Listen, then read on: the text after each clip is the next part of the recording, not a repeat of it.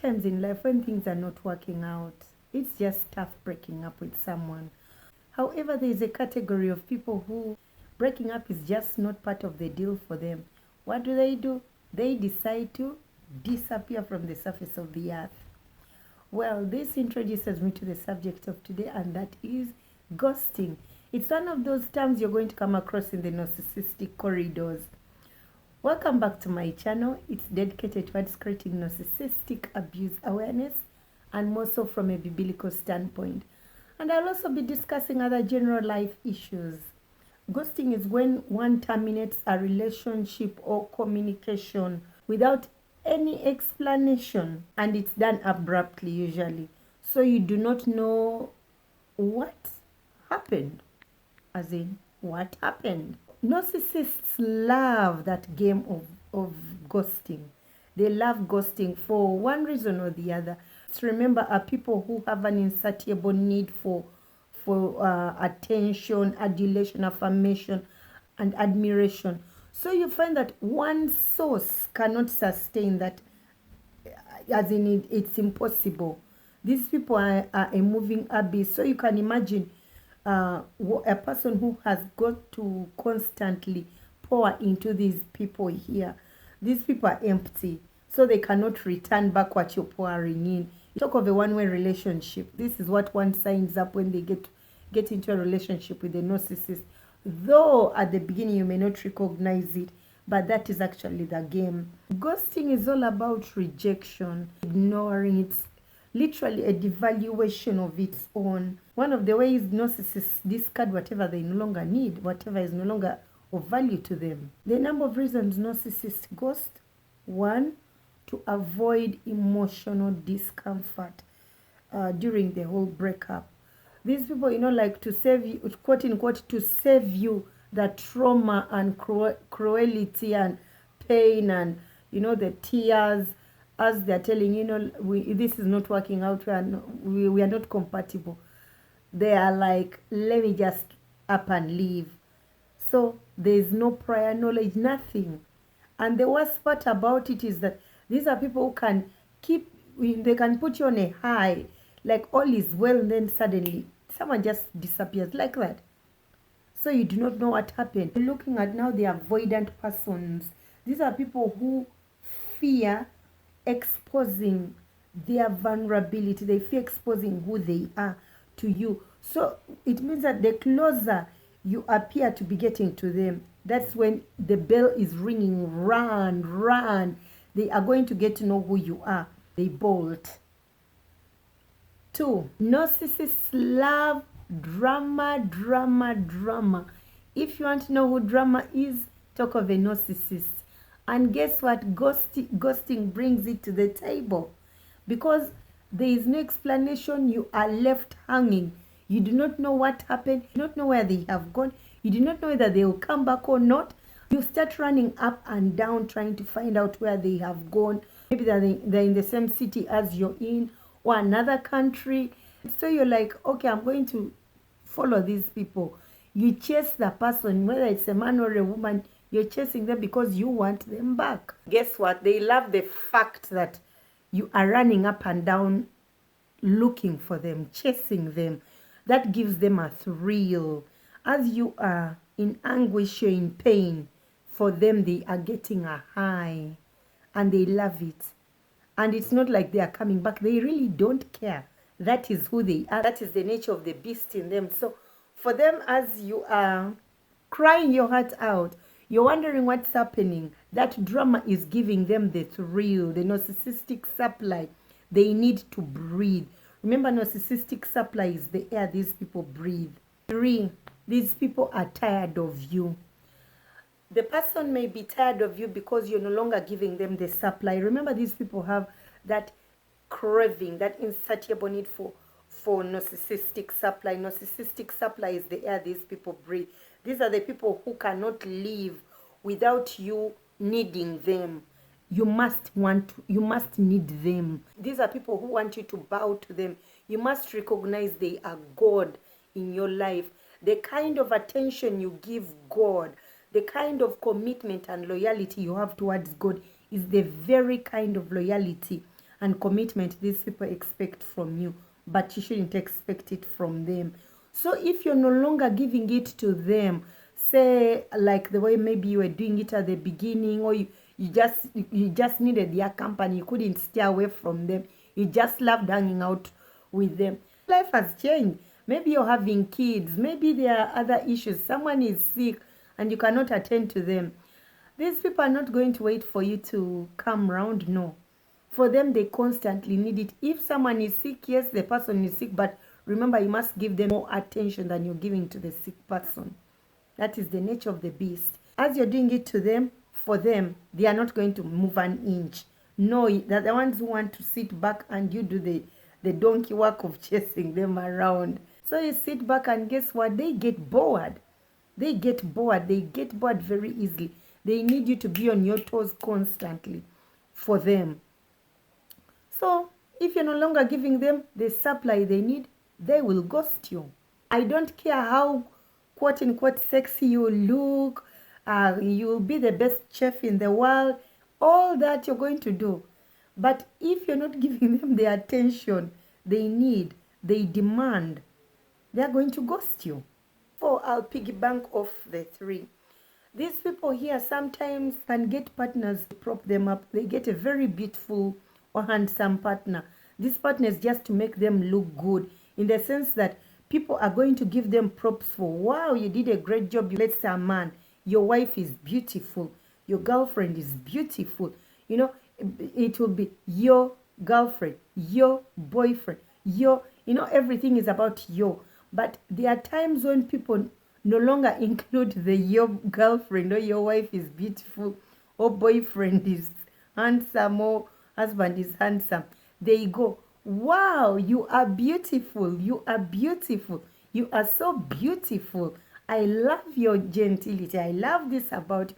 You're so this. They are not giving the narcissist the credit. So it means the limelight is being stolen by you, the beautiful partner they had. You have become a liability to them. They need to discard you because the attention is no longer on them. The accolade is not going to them for having picked a very beautiful woman or a very handsome man. Right now, it is instead going to the beautiful person or the handsome person. And that is a no-no. You're not going to steal the shine from them because of your beauty. They don't care. They must be at the center of it all. Recognize this is a human being, but they want to be at the center of it all. Jesus Christ should be the center of each and everything.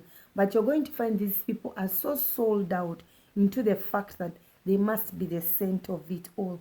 These mortal beings have it in their heads. They have this immortality about them that everything should revolve around them. You're being very attractive, which was a plus at the beginning, has now become detrimental to them. So they are going to discard you because you are stealing the spotlight from them.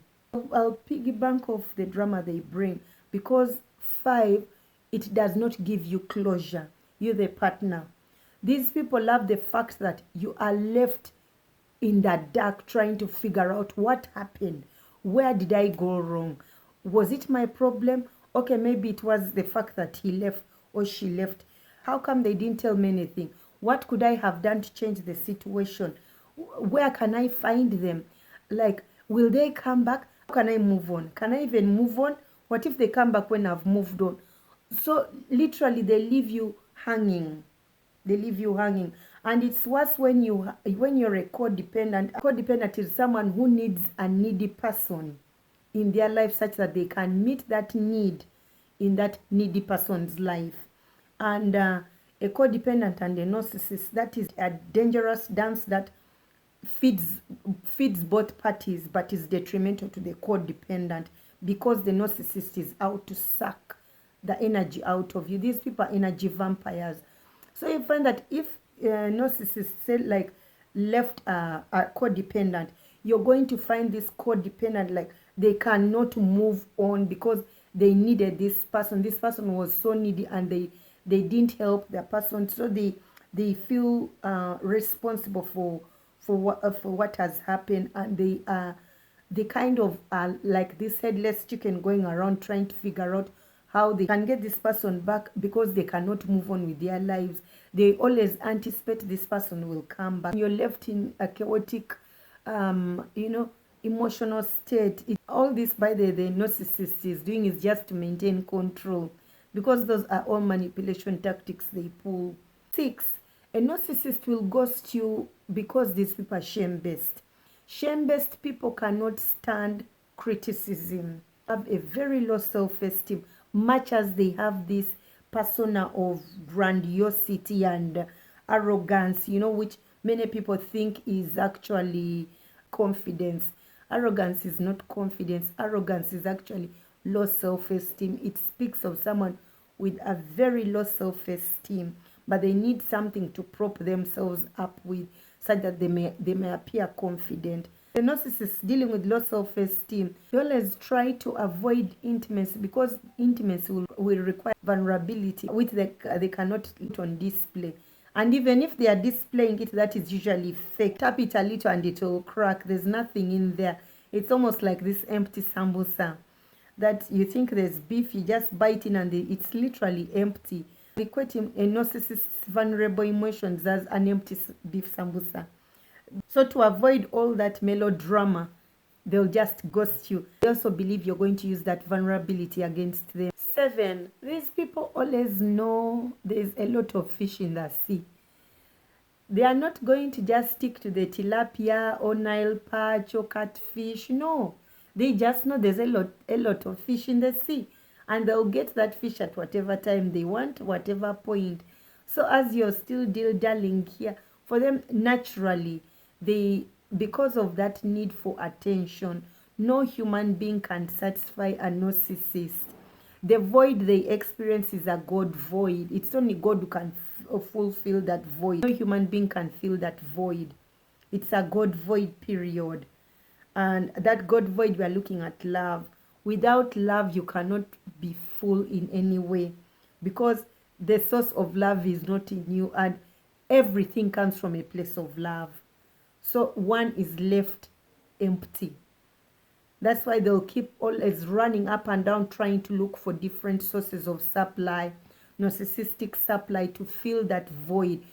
And you'll find that all these things that they are running to get to fill the void are outward items.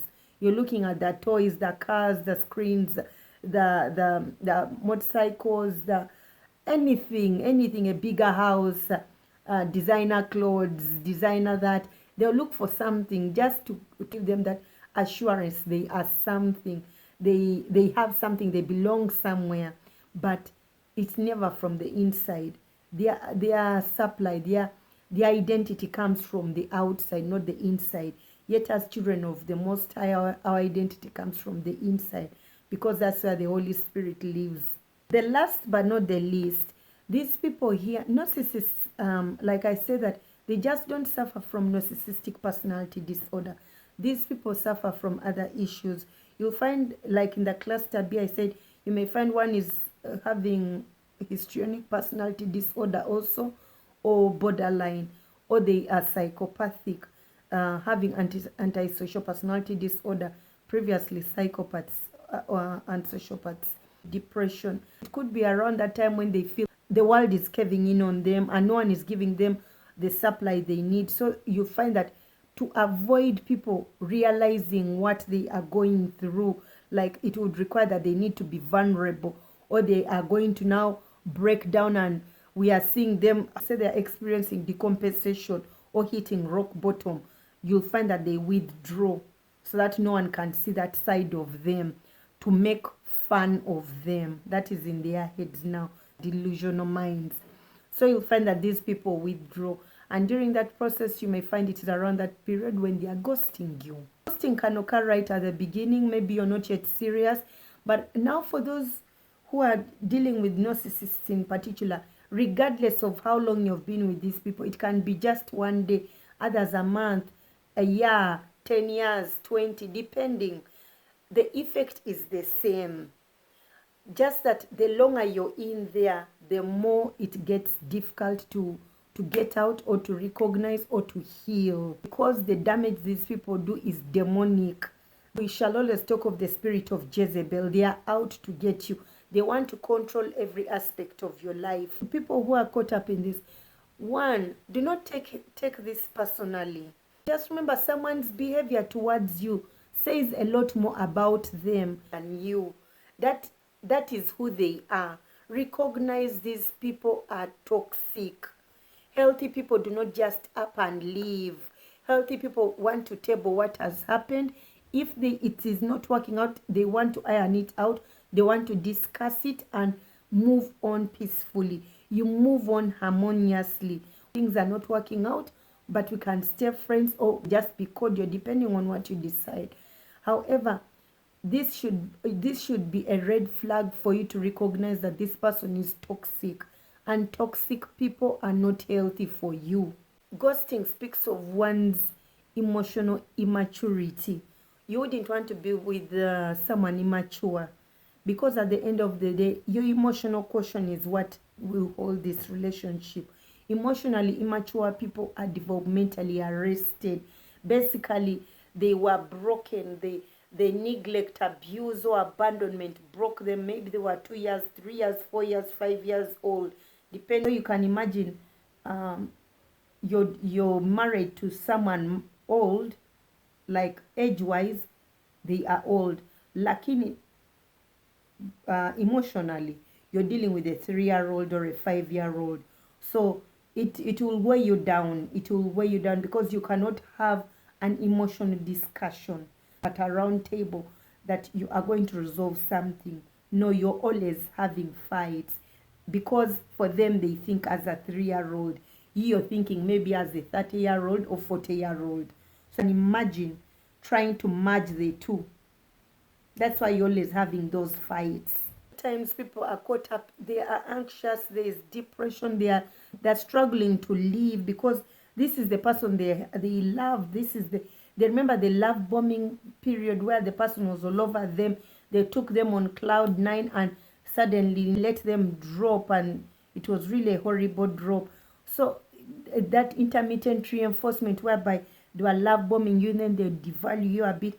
Then the longer you stayed with them, they were love bombing you for a shorter period, and then a longer period they were devaluing you. That created a trauma bond where they left in a state of craving them, as your brain is continuously expecting the good times to come by. These people are cruel naturally, and they are going to continue doing that if you allow them. At that point, possibly you're ruminating, you're looking back at the good times and hoping they are going to come back. No, you need to get a grip of yourself, get to understand the situation you're in.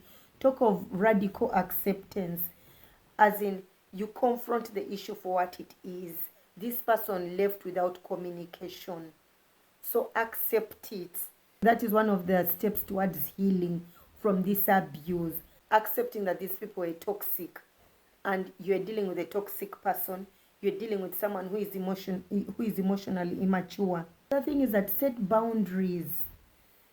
Let them, if they're coming back after a month or two, you see, I had issues, I needed time and all that, please welcome me back, I needed you, you're the only one who has always loved me, and you're the only one who understands me. No, don't allow them back.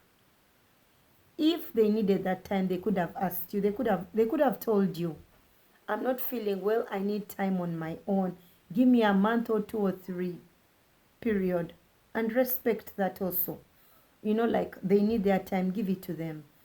The fact that they could just up and leave without any explanation, that is going to be the game, because the moment you allow them back, they now take it as you'll never leave them. I mean, you'll always be around waiting for them. And that also says a lot about your self-esteem. So this is the time when you should go back to understanding, identify, who are you? How is it that they would just do this to me? Why is it that I'm attracting this kind of a person in my life? Because all these things here tell us a story of our childhood that many people overlook. We think that just because, say, we especially as Christians, we are a new creation in Christ, the old has gone, the new has come, all that is settled. There is a principle in childhood that we've overlooked as Christians. Train up shall not depart is a principle. It's sowing and reaping. Many of us get caught up in situations we are in currently because the stage was set in childhood, but we do not want to recognize that. We think, oh, it happened, then it is done. No, the training was done then. We are living out the training. You cannot depart from what you were taught in your childhood. Another thing is avoid blaming yourself. The self-blame comes in. Maybe I didn't do this right. Maybe I was overreacting. You shouldn't blame yourself. You have a right to ask. If you cannot ask questions in a relationship, how are you going to live? You need to have that freedom to express yourself. So if someone is getting mad at you or ghosting you or getting angry because you're trying to inquire of something that affects you, that is a red flag. That is not the kind of person you should settle with, because in relationships there's reciprocity, there's respect, there's honor, there's love, there's understanding, there's trust. You cannot build trust when you cannot air out what is hurting you. You cannot build trust when someone doesn't want to discuss the pains they are causing you. You can't. Get to identify who you are and place value. Grow your self-esteem. You're worth, you're unique, you're beautiful, you're lovely, you're value. That's why Christ died for you. Even if you're the only one on earth, he would have come for you, would have died for you. So do not allow some human being to devalue you to that degree. Get to understand who are you, where is your identity. Do not tie your identity on a human being, on a tree, on designer clothes. Let your identity come from Christ. Without him, you cannot have a proper identity. You are literally on sinking sand. You need to have him as the firm foundation of your identity, because he never changes. He's faithful. He's the same yesterday, today, and forevermore. Your identity is intact in him. He has given you the robe of righteousness. No one can take that away from you. The abuser or the one ghosting you will try to shred it. But if you know your identity in him, no one can take that away from you. And still in that line of avoiding self-blame, process everything. Process it. Where I went wrong, all that. Process it. Process the pain you're going through.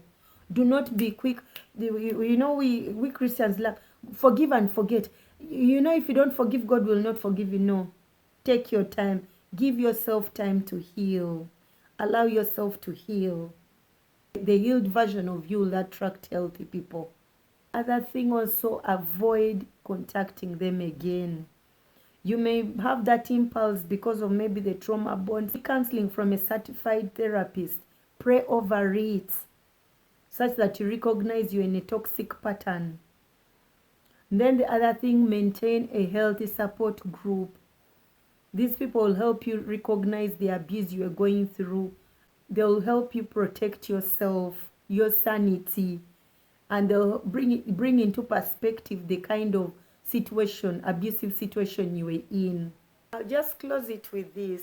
When people decide to go away without any kind of communication, I encourage you, take that as who that person actually is.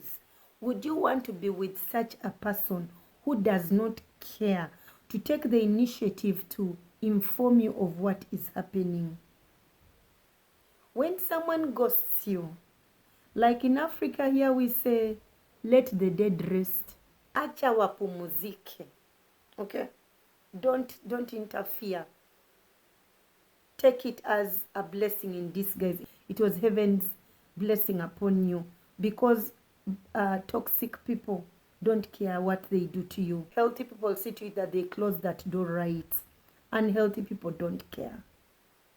You're a healthy person. Please do not end up with someone unhealthy. Thank you so much for watching. Blessings.